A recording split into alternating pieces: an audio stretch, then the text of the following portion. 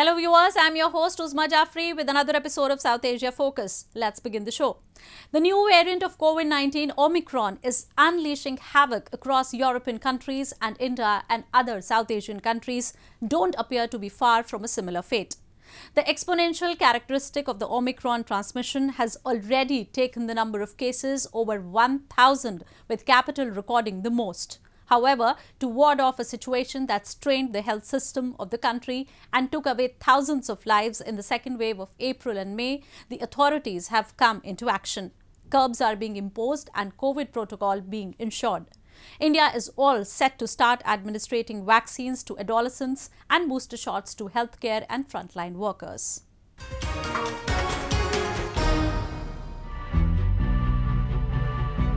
As cases of Omicron variant of coronavirus take a sharp jump in just 1 week, the Indian authorities have scrambled to contain it at all levels. Whether it is inoculating children aged between 15 and 18 or providing booster shots to elderly and frontline workers, the government has issued a new set of guidelines for the coming days.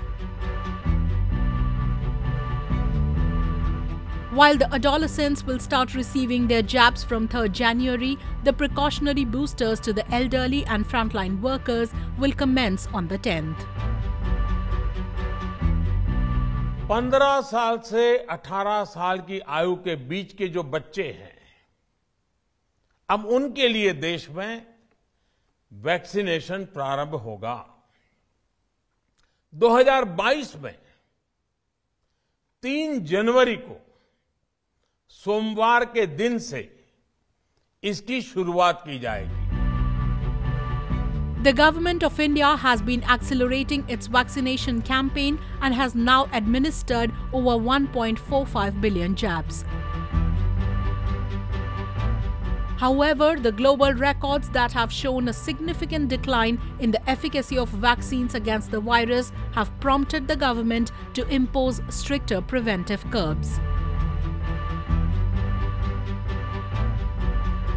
Mumbai and Delhi, two of the most important cities of the country, have once again been hit hard. While Maharashtra, whose capital is Mumbai, has registered most cases, the capital New Delhi is the single city to have logged the most number of cases. जो कल 496 positive cases आए, positivity लगभग 1% के आसपास चल रही है और लगातार पिछले कुछ दिनों से जब से ओमिक्रॉन स्टार्ट हुआ है, विदेशों से फ्लाइट्स आनी स्टार्ट हुई हैं, केसेस काफ़ी तेज़ी से बढ़ रहे हैं। अभी तक जितने भी केस आ रहे हैं ज़्यादातर ऐसे हैं कि जो बाहर से लोग आए हैं वो थोड़े दिनों बाद पॉजिटिव हो रहे हैं, तो उनके कॉन्टैक्ट के लोग या उनके घर के लोग ज़्यादा हो रहे हैं।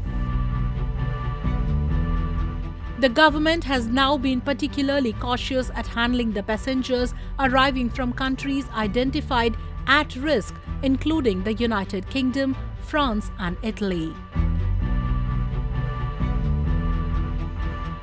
Most of the cases India has registered till now have either been foreign returnees or close contacts of those who have come from abroad. Meanwhile, the other South Asian countries too have reported the new infection. Experts say that unlike India, Pakistan, Nepal, Sri Lanka and Bangladesh have not been able to achieve their vaccination targets and are likely to struggle if the new COVID variant strikes them the way it has hit other countries.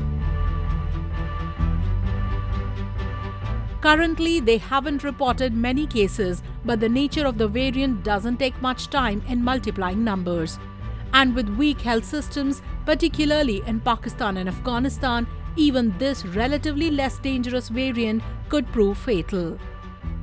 And from WHO to different governments, the authorities across the world have once again appealed the mass to fall in line with COVID-compliant behavior, put on their masks again, and get vaccinated.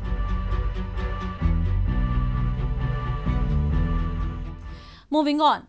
Survival has become particularly challenging for Afghans with harsh winter knocking at the door. They have already been suffering due to widespread unemployment, little or no access to healthcare, medicine and food. and now the chilling winter is depriving them of even the little they have had. Let's take you to a story from Bamiyan province where the women are battling it out every single day to keep the hope alive of surviving the harshest period they have witnessed in at least 2 decades, which is since the Taliban takeover in August this year.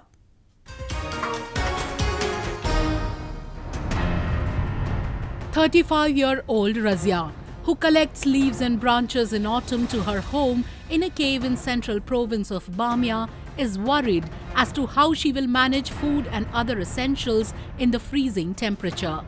Food was scarce for the past few months, but it seems to be disappearing altogether from Razia's life. Stories like Razia's are increasingly common in a country struck by severe drought and where money has run dry. Before the Taliban toppled the Western-backed government in August, the economy relied heavily on foreign aid. But with the international community wary of the Islamist militant movement and the United States imposing sanctions on some of its leaders, that support has all but disappeared. کاربار شاورما یالی نیه دیگه فعلا کاربار نیه دیگه انتر رسنا مار بازار باری نیه دیگه انتر سودا فروخت نیه دیگه از دکان یک بوجی بری اینجا یک چیز رو یک بار انتقال میده کدام روز 50 روپیه کار میکنه کدام روز نمیکنه کاربار نیه مثال و همیشه تو راست زمستان همیشه من پره که زمستو بخیج نیه کاربار از او پیش بازم غلیمت تر بودیم زمستو کارد نیه. The United Nations estimates nearly 23 million Afghans, about 55% of the population, are facing extreme levels of hunger, with nearly 9 million at risk of famine as winter takes hold. Life for Afghans poor has always been hard, but it is getting worse. 57-year-old Kubra is trying to find fuel to heat the single room she shares with 8 family members. The family normally lives on potatoes and a plain rice dish called shola, but the food is running short. Vegetables are now out of reach.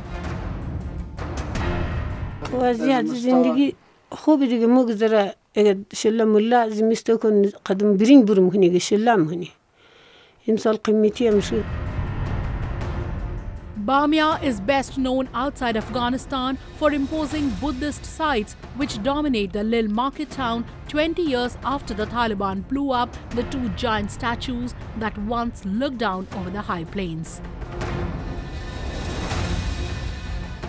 In winter, it is bitterly cold with temperatures that can drop below freezing and biting winds.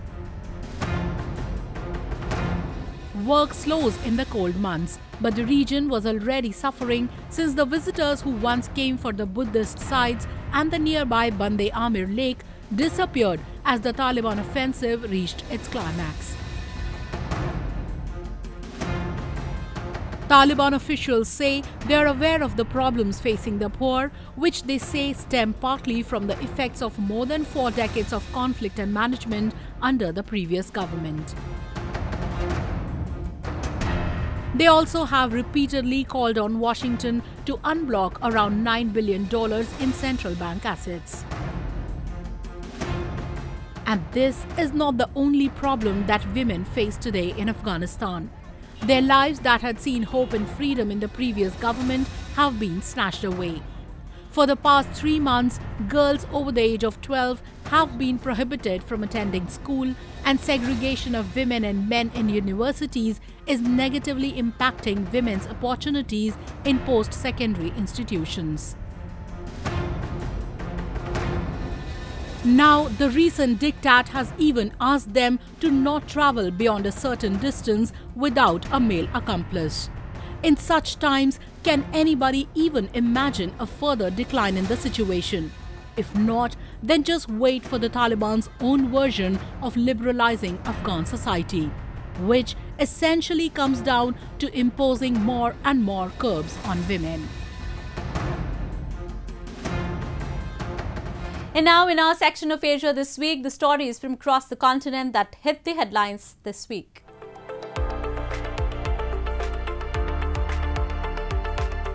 Japanese automobile company Yamaha has introduced an electric three-wheeler Tri-Town that has dual front wheels and one on the backside. It is controlled by rider's balance, who can either swipe to left or right just like skiing. With 2-hour battery charge, one can have a 30-kilometer run through this vehicle. The smooth and stable operation of Tri-Town is enabled by a special technology of Yamaha, namely Lean Multi-Wheel or LMW technology, which is developed exclusively for motorcycles. Yamaha defines Tri-Town as last 1 mile mobility. It must be driven by aligning both legs. It brings safe and enjoyable run in the town. Yamaha's Tri-Town scooter is an innovative take on the electric scooter that aims to fix the usual electric scooter's flaws.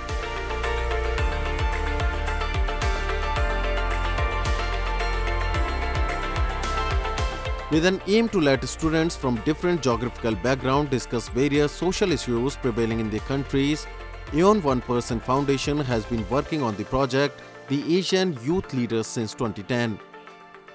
This year, an online event of the Asian Youth Leaders was held in Tokyo, in which 72 high school students from 7 countries participated.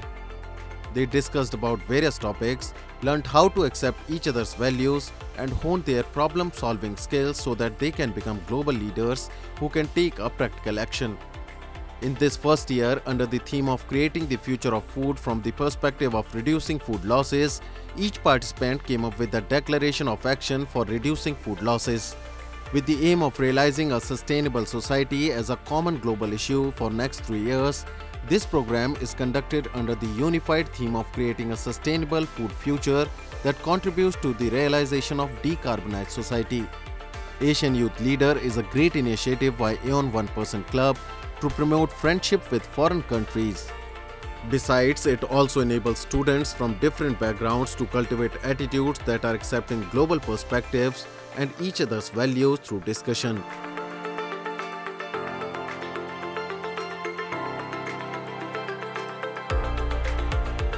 Vienna has once again started hosting the indirect talks between the United States and Iran, where Tehran has focused on lifting sanctions against it. Although the world hasn't witnessed the kind of control it sought vis-a-vis Iran's nuclear program. The 7th round of talks, the first under Iran's new hardline president Ebrahim Raisi, ended a few days ago after adding some new Iranian demands to a working text. Western powers said progress was too slow and negotiators had weeks, not months, left before 2015 deal becomes meaningless. Previous US President Donald Trump pulled Washington out of it in 2018, reimposing US sanctions, and Iran later breached many of deal's nuclear restrictions and kept pushing well beyond them. Iran refuses to meet directly with US officials, meaning that other parties must shuttle between the two sides. The United States has repeatedly expressed frustration at this format, saying it slows down the process, and Western officials still suspect Iran is simply playing for time.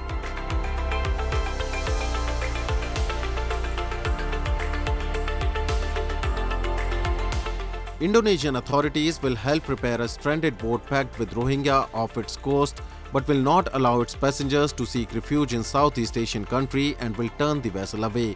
Fishermen first spotted the skiff on Last, adrift off the coast of Bairian, a district on the western island of Sumatra, with around 120 men, women and children on board. The locals said that refugees had been at the sea for 28 days and some of them had fallen ill and one had died. Indonesia is not a signatory to the 1951 UN Convention on Refugees and is predominantly seen as a transit country for those seeking asylum to a third country. Rohingya Muslim refugees from Myanmar have for years sailed to countries such as Malaysia, Thailand and Indonesia between November and April when the seas are calm.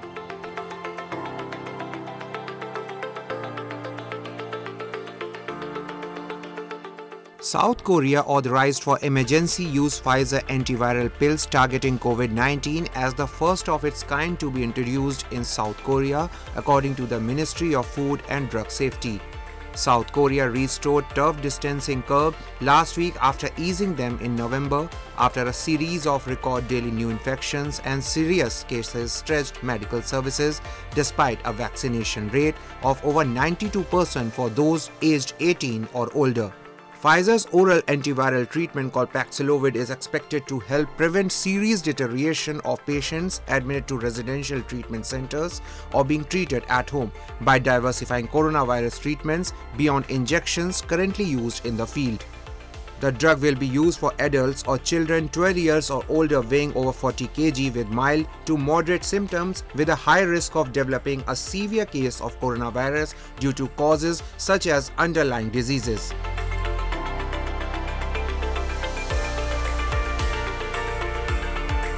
Thailand boosted security in the northern part of the country which borders Myanmar as it braced for more refugees amid an escalation for violence in the neighboring country.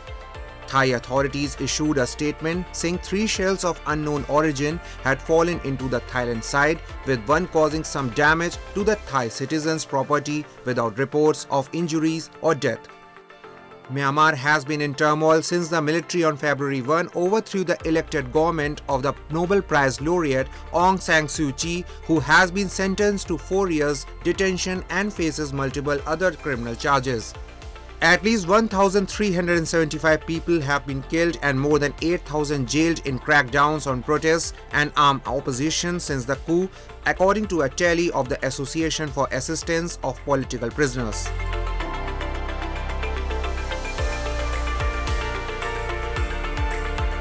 The winter fishing season, abundant in the dazzling repertoire of cultural activities, is in full swing on an ice-sealed lake in northern China, Jilin province.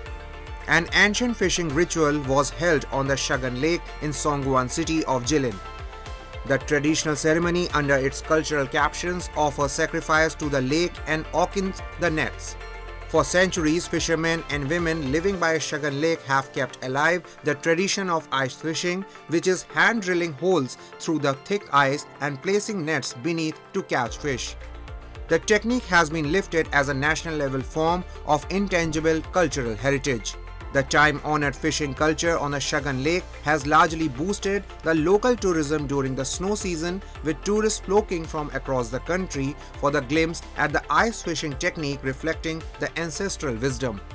The traditional horse-down method to pull the netted fish up amazes tourists at the site.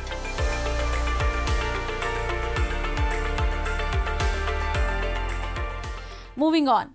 India recently hosted the national-level rural fair Sisir Saras Fair in its eastern Bhubaneswar city of state of Odisha. Organized every year for about 2 weeks, the fair showcases some of the best handloom and handicraft items made by the craftsmen from across the country. Have a look.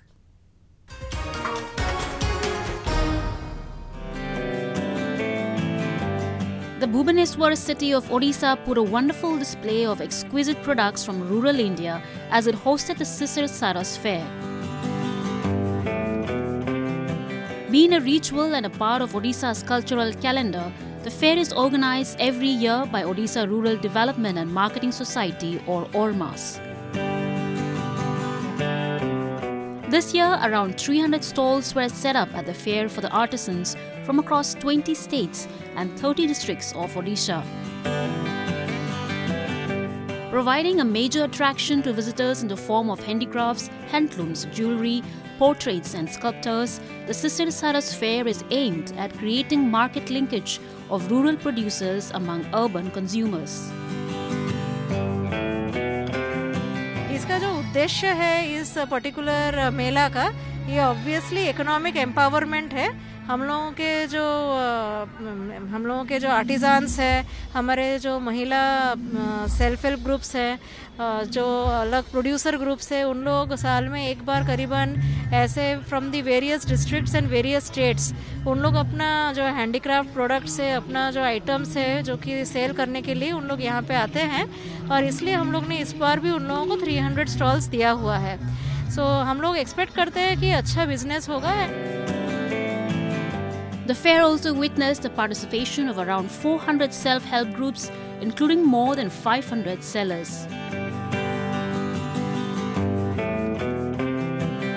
Artisans expressed their gratitude to the organizers for putting up such an exhibition, as for the last 2 years, they were not able to sell their products due to COVID-19. हम corona के time हम गांव में नहीं बेचने की कोई सुविधा नहीं मिला था, तो ये शिशिर सारस हुआ भुवनेश्वर में हमको बुलाए हैं। हम ये मिट्टी का सामान लेकर बेचने के लिए आए हैं। 2 साल तो बैठ कर रहे थे। ये उर्मास जो किया तो हमको अच्छा लगा और हम भी बेच के घर के जाएंगे। The fair not only left visitors spoiled for choice, but also provided them an opportunity to meet the faces behind the meticulously made products. They were delighted to see such a vast range of products with the latest designs, quality and versatility. हम हर एक साल आते हैं घूमने के लिए और इस साल बहुत अच्छा है। थोड़ा इनोवेशन लाए हैं, जैसे हम लोग ऑनलाइंस में देखते हैं थोड़ा न्यू डिज़ाइन और फिनिशिंग के साथ आए हैं और बहुत अच्छे आइटम के साथ आए हैं। थोड़ा न्यू कुछ इनोवेशन डाले हैं जो लोगों को टच करेगा। बहुत अच्छा है, बहुत अच्छा इनिशिएटिव है जो गांव में बनाते हैं, जो लोग जो हाथों से बनाते हैं क्राफ्ट, और उसको लाकर हम लोगों के पास लाना, जिन लोगों के पास वही हम लोगों के लिए एक अपॉर्चुनिटी है कि जो इंडिया के हाथों से बना हुआ चीज़ हमें मिलता है। By providing an opportunity to artisans to sell their products as well as create market linkages, Sister Sara's Fair has turned out successful in creating a niche for its own.